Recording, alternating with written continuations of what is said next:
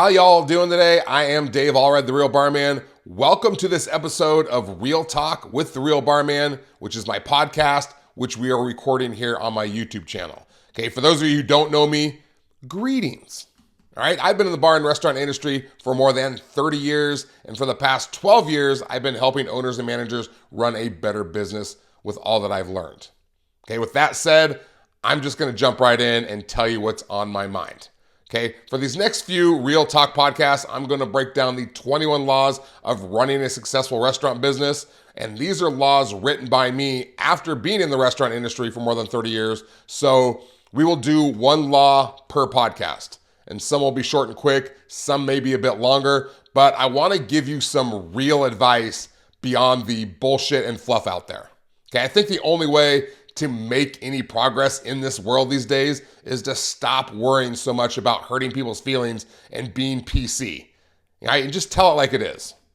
All right, and I'm not saying this to be an asshole or being sensitive about things like race and gender and social dynamics and the rest of it, but I've got to take a stand. Okay, I'm seriously over the politically correct crap. I'm done tiptoeing around people's feelings because they want to be treated like an egg.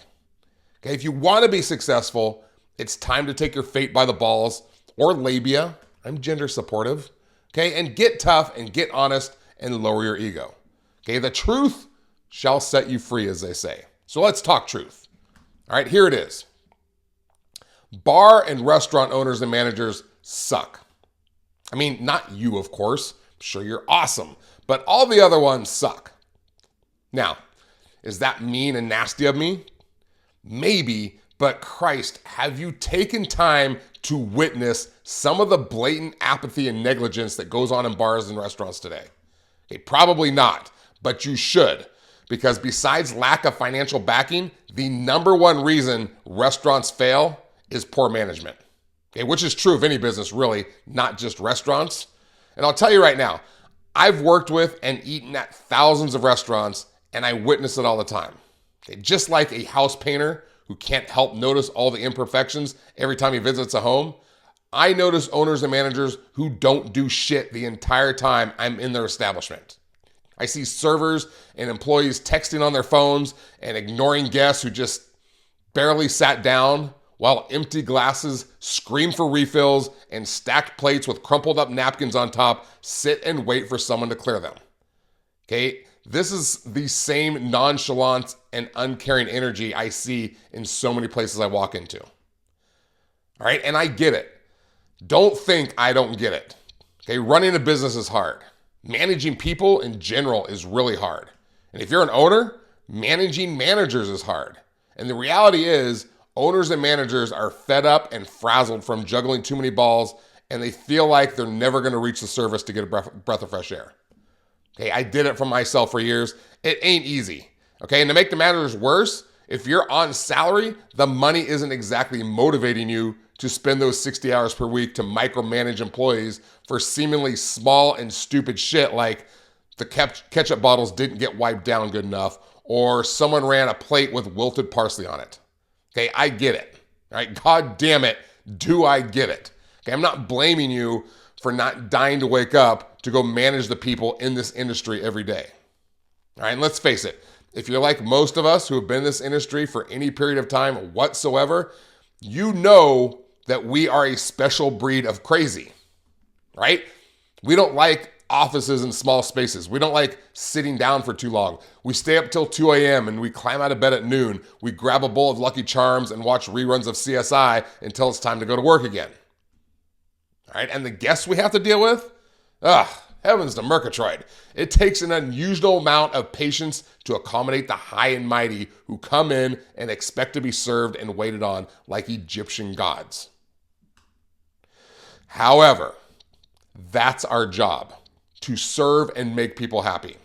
And your job specifically is to make sure your employees make those people happy. All right, if you don't want that job, you need to find something else to do where you aren't relied upon to lead people or be proactive. All right, there are plenty of Starbucks and Walmarts and Chevron gas stations that I'm sure could use your indifferent expertise when it comes to serving the public. All right, and I know I sort of went off on a tangent there, and I hope I didn't hurt your feelings because I don't want to come across like some judge and jury sitting up on my high horse and pointing down at you and being like, you're bad, bad, bad. All right, because there are a lot of good owners and managers out there as well. I just think that they are more rare and precious than people realize. Okay, I am certainly far from perfect when it comes to my track record on being a perfect boss. Nobody is. Okay, but I want you to ask yourself and be honest, because if you don't take an honest look at yourself, you are limiting your potential. I want you to ask yourself, am I a good manager or boss? Am I really good at my job? Am I good at my business? Or do I slack and just try to get through the day and then blame my staff for fucking everything up? Okay, we have to start there, and then we can start making things better. Now, not to make excuses for us industry lifers, but one of the hardest things to overcome is just how crazy this industry is. I mean, nobody drinks more than restaurant industry people. That's a fact. Okay, not to mention the unpredictability of what constitutes a bar and restaurant manager.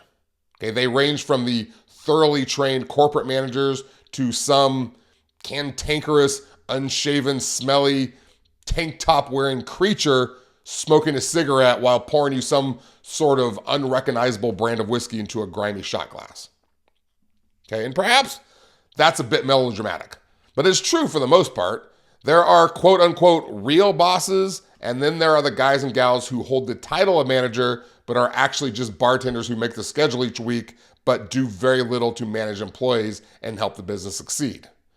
Okay, and when we've lived in this environment for so long, it becomes very easy to look at it more like a playground than a business. Listen, it's called managing for a reason.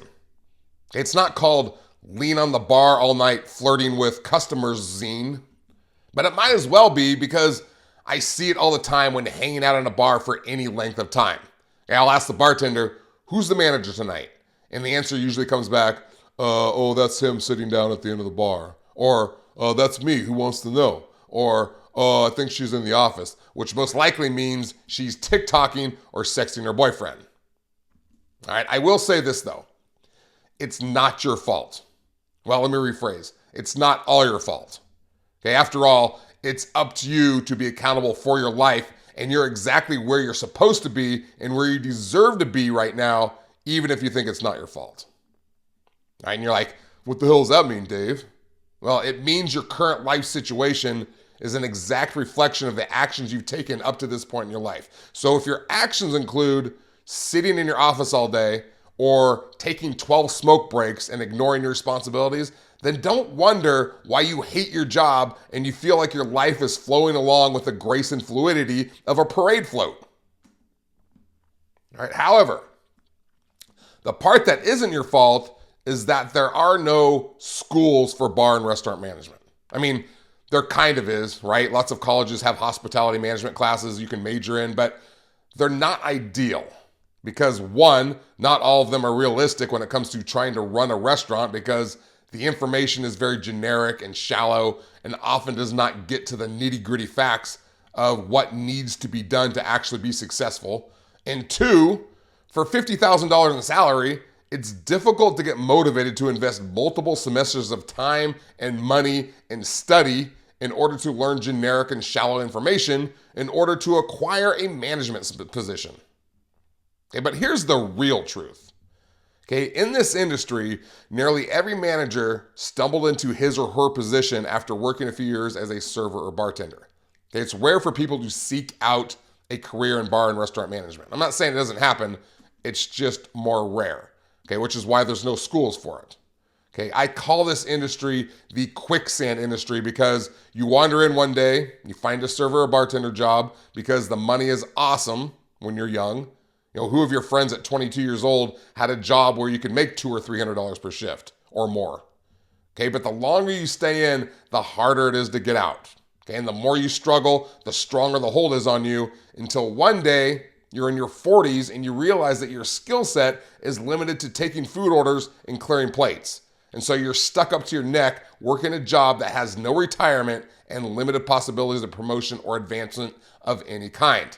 And you're on your feet for a few hours, for, I'm sure, for hours and hours every day as your body gets more and more hunched over from all the kegs you've hoisted in your career. All right, is this all depressing the hell out of you? All right, sorry. It gets better, I promise. The purpose of these Real Talk podcasts is to show you how to be great at what you do with less fluff and more real substance. All right, meaning I want to teach you more than just what cocktails to put on the menu and what promotion to run on a Tuesday night. Hey, I want to teach you how to be phenomenal at what you do. I want you to be exceptional for reasons beyond what you can see in front of you at this time. Reasons I will get into. These laws of success I'm going to cover in the upcoming episodes will help you become a better, more responsible, respected, and highly effective leader. All right, these talks are different than most of my YouTube videos that we put on here. Okay, it's for real people in this industry. Not that my YouTube videos aren't, but this is where we have the real talk.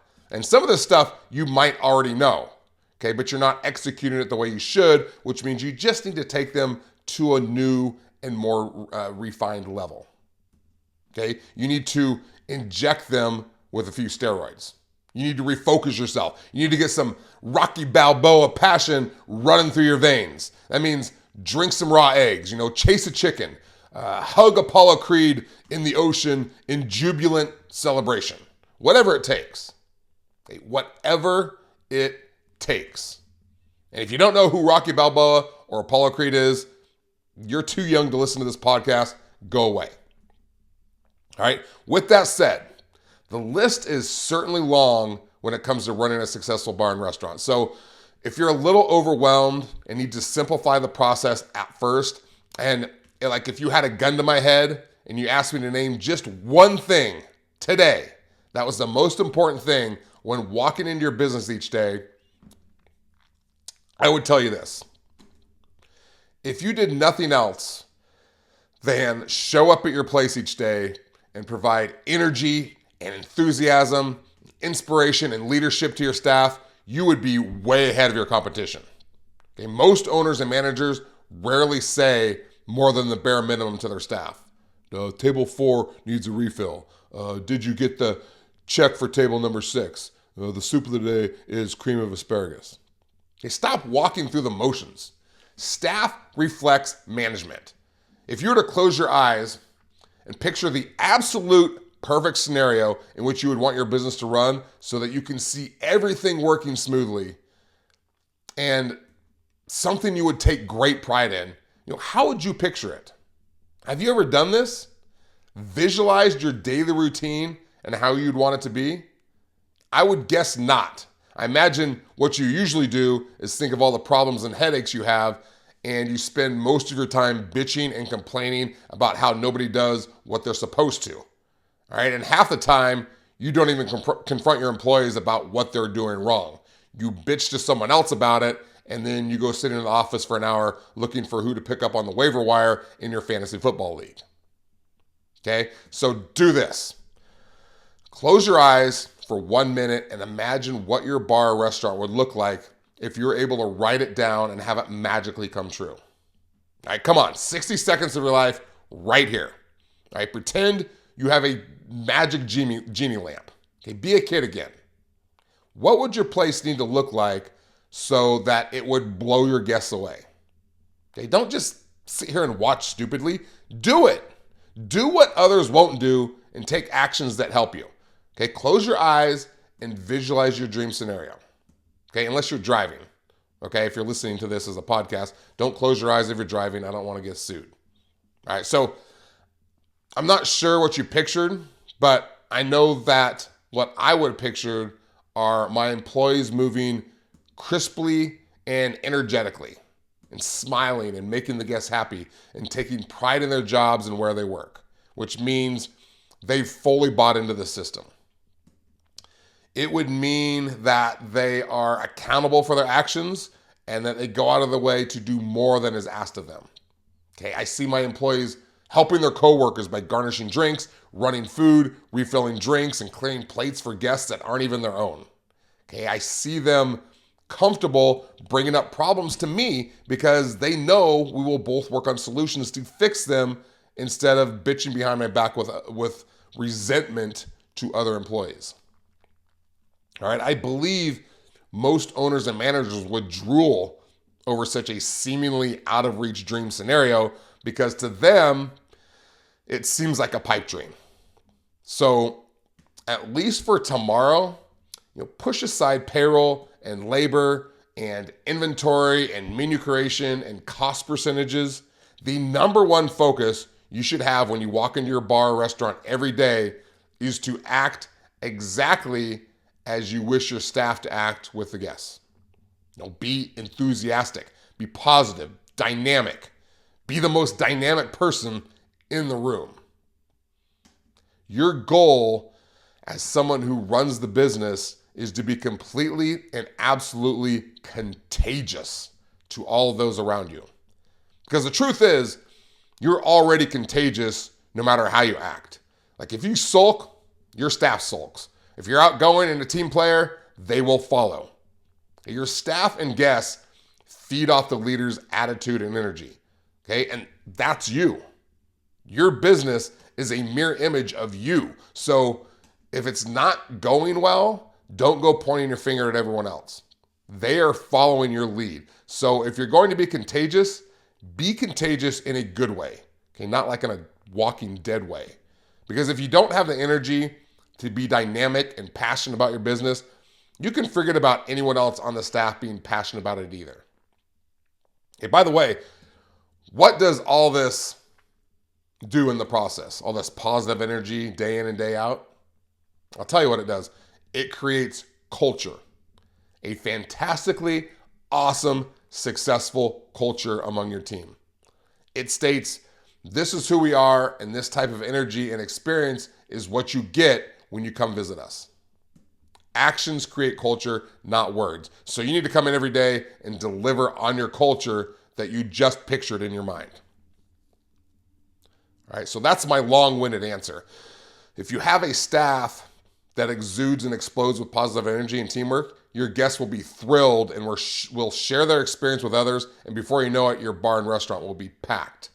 Then you can focus on the rest of your mile-long list because those other things are still important cogs to the machine. But if you create energy in your place, you will dominate your demographic. Okay, this is a form of, quote unquote customer service, except instead of talking about, the details like, getting refills and clearing plates, which are very important, but we want to make sure that our number one philosophy is to make the guests feel good. And that starts with enthusiasm from the staff. Does that make sense? So visualize it. Get clear on your vision, then go live it. Okay? Finally, what I want you to know is that you don't have to be like every other indifferent manager I've witnessed out there who's too cool to help clear dishes or too scared to confront employees when things go wrong. You can be awesome at your job, and you can make your establishment awesome in the process. Okay, you can become so good at what you do that your employees and your peers and even your boss will start to see you in a whole new light and give you more respect and admiration than you ever thought possible. Okay, but most importantly, and listen to this part because it's so goddamn vital to your success and happiness. If you become an expert at your job and take great pride in it, opportunities will open up for you that you never thought possible and will lead you to great things in your life. Okay, take a second to think about that because I know for a fact that many of you watching this right now are not proud of your job. You're probably not ashamed of it either, but being a manager in hospitality isn't what most would consider glamorous or high prestige. And that's okay. It doesn't need to be glamorous. Okay, but if you become an expert at running a bar and managing people or become an expert at anything in life, opportunities will open up for you. Opportunities beyond just being a manager or even an owner of a bar and restaurant. This is true of anything. Anyone who becomes an expert at what they do becomes valuable, and because of that, they become sought after. And when you are sought after, it feels like your life has taken on an entirely new purpose. Okay? How do I know all this? Well, it's easy. I used to be you. Okay, and in an upcoming episode, I'm going to tell my story. And the main reason for that is not to talk about myself and how amazing I am. The reason is that I spent over 30 years in the bar and restaurant industry, and I'm like most of you listening here. Okay, I went from the trenches, serving, bartending, bussing, to being a bar manager and GM, making $60,000 to $70,000 per year at its peak, to starting my own business and transitioning to the online space, which has now made me a millionaire. Okay, again, this is not to brag. It's only to let you know that when it comes to learning and what it takes to actually succeed at running a business, I am battle tested. Okay, I've been through the grime and the filth and the shit, and I've learned what works and what doesn't, and I've been able to execute it. Okay, and I'm fully aware that I made a blanket statement in the beginning about all owners and managers sucking. That's a bit exaggerated. Okay, I can see some of you sulking in the corner. Okay, it's okay. Come on out. Because I talk to my kids about this all the time. I tell them not to be like the 95%, okay, which is most of the population living way below their potential. And I'm not saying that 95% of the population are pieces of shit. There are millions of great people in the world, but if you were to ask them if they're happy, their answers are remarkably similar. Okay, a study was done not too long ago in which 1,000 people on their deathbeds were asked what their biggest regret in life was, and 77% of them answered the same thing, that their biggest regret was that they didn't reach their potential, that they didn't do more. And that was their number one regret, those 77%. I imagine there was another 15 to 20% of those that had listed this as their second or third regret. Okay, thus the 95%. Okay, to be in the 5%, you have to do things differently. You have to think differently. You have to have different energy. You have to not be afraid to do what it takes to get shit done. You have to not care what other people think, okay, including your staff. And I've talked about this before. I talked about this on my last Real Talk podcast. No matter how much people pretend to, nobody gives a shit if your business is failing or all the problems going on with your job. Even if they pretend to, they're lying. And even if they do give a shit, how is you whining about how nobody ever restocks the napkins and straws going to help your business or help you manage the business better? It won't. So today is a wake-up call for anyone who wants to change the direction of their life or business and grab it by the balls or labia and actually reach the potential that you were meant to reach. Okay, the potential that will make you feel good about yourself and possibly make you financially successful as well. All right, so stay tuned. The forthcoming podcast will have lessons and lots of meat and honesty. So put on your thick skin and zip up, because you can't be sensitive if you want to reach your potential. Okay, you have to be willing to dive into pig grease and get dirty. Okay, to do what others won't, which means you need to ask yourself if you want to be part of the 95% who has regrets or part of the 5% who lives extraordinary lives. Okay, thanks for being here. I'm going to see you next time. I'm out.